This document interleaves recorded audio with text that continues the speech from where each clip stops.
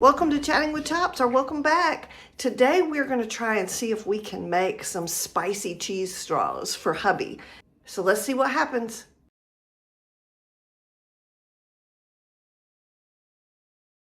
So the first thing we need to do is shred us some sharp cheddar cheese. And I have got my shredder here. We're going to see if we can manually shred this. Okay, that just made a cheese slide. So that's not going to work. Let's try this side.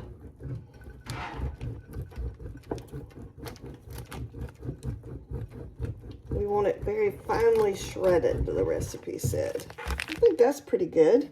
Let me show you guys. I don't think that's too bad.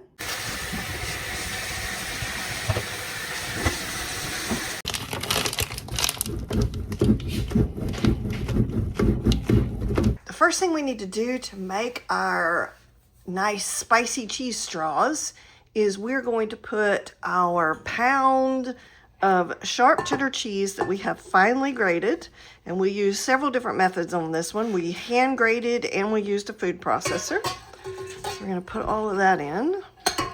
If I can get it all to go in there.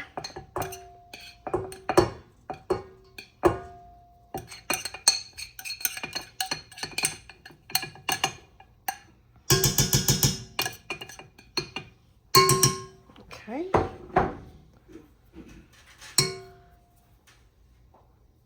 And then we're going to take our 1 cup of 2 sticks of butter and put those in here. And then we're just going to blend that up for about 5 or 10 minutes until we have some nice creamy, fluffy cheese straw dough.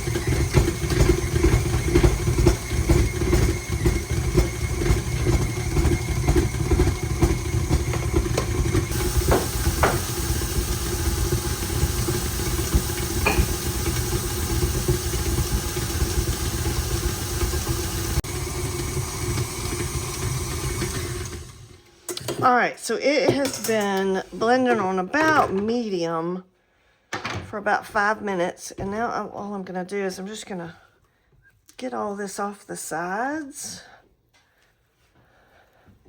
and give it a couple more minutes. I just want this to be all nice and fluffy, and I want the butter mixed in real well. Just all the goodness. I don't want anything stuck on the bottom. Next thing we need to do is we need to put together our flour mixture. So what we have is 2 cups of regular all-purpose flour, and then we have 1 teaspoon of salt that we're going to pour in there, a 1/2 teaspoon of cayenne pepper we're putting in here. Yes, this is for hubby, so we want it nice and spicy. And then we're doing a 1/2 teaspoon of paprika. And then we have a 1/2 teaspoon of garlic powder. Okay, so we're just going to stir that in really well. We don't want that all in one bite. And now what we're going to do is we're just going to slowly add this to our cheese and butter mixture until it's all incorporated.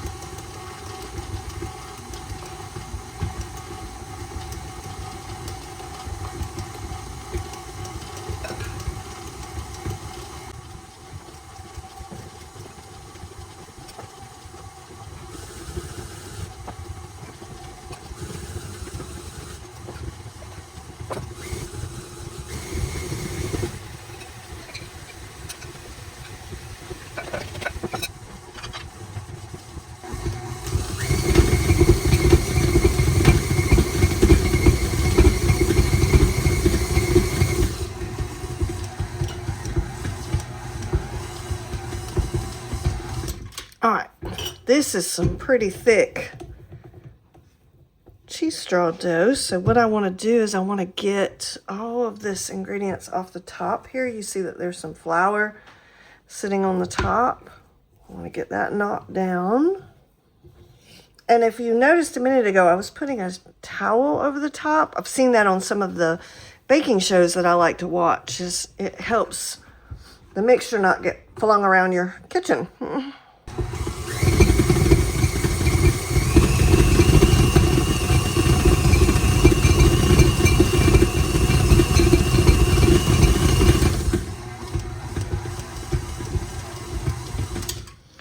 All right, now the recipe was saying if the mixture is too crumbly, I don't think I have crumbly, so I think I'm good. It said you can add a little bit of heavy cream if your mixture is too crumbly, but I do not have that problem, it looks like. All right, so let's get all of this in the bowl. This is really, really thick, and I'm pretty positive there's no way I'm going to really be able to mix this real well by hand, but I'm just trying to get everything off the sidewalls, make sure I don't see any big clumps of flour.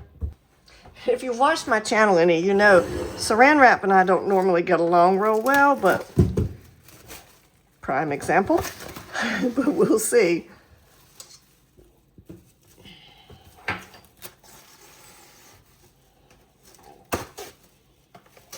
Okay.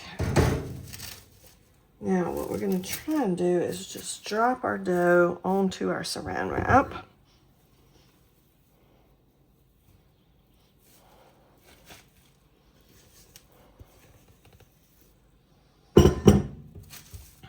Smells great. Definitely do this with clean hands. I think that goes without saying that if you're cooking in your kitchen, you already have cleaned your hands and all of your supplies and your utensils and everything. So I don't want to miss any of these little bits here that are trying to get away from me. So I'm going to get this all in my Saran Wrap. Try and get it pressed down a little bit. All right, now what I'm going to do, I'm going to wrap this all nice and pretty. I'll probably put another piece of Saran Wrap over the top of it. Now, we're going to put this in the refrigerator and just let it kind of come together. We're going to put it in the fridge for about an hour and come back and make us some cheese straws.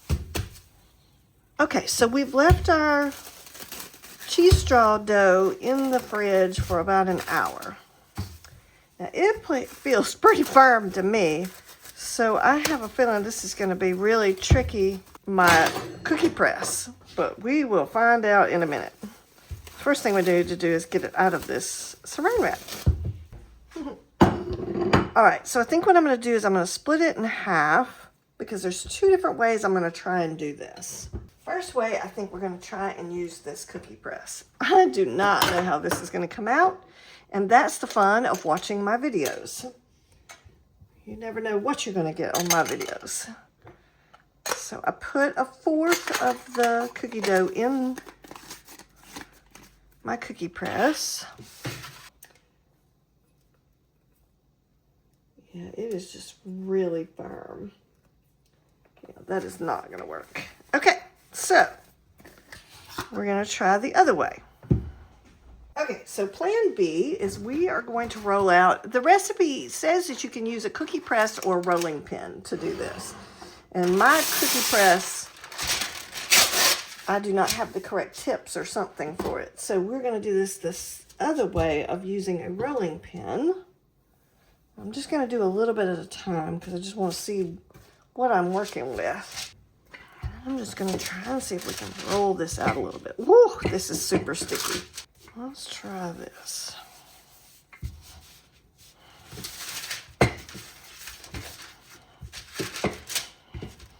Yeah, it is super, super sticky.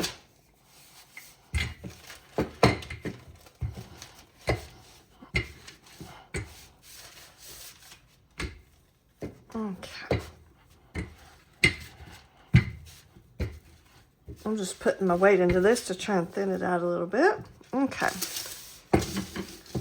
So we can try using a pizza cutter. And I'm not quite sure how wide they should be, so I'm just gonna try and cut in a straight line. And what is that? Maybe it's not half an inch, maybe a little bit shy.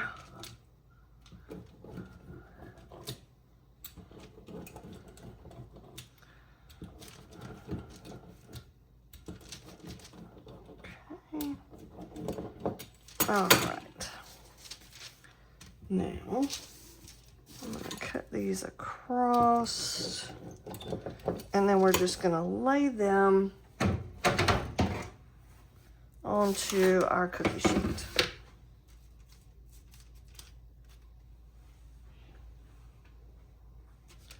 I'm not exactly sure how much these will puff up, or again, having not made this recipe before, I do not know what we're working with. Let's see if we can give it a little. There we go. Well, that worked out pretty well. All right.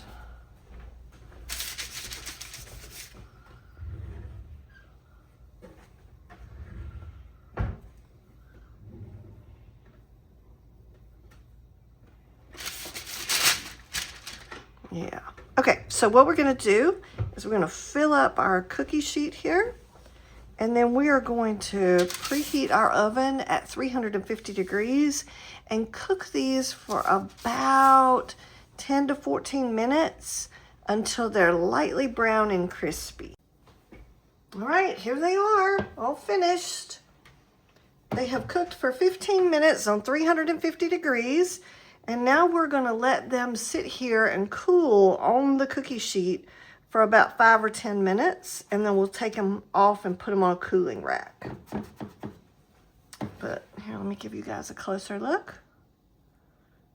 All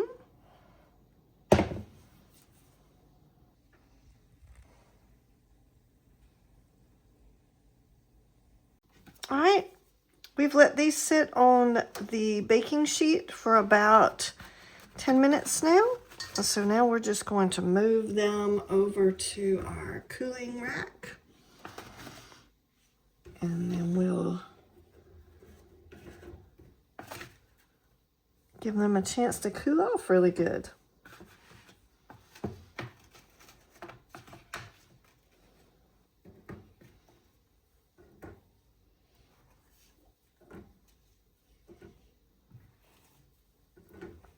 They're very light.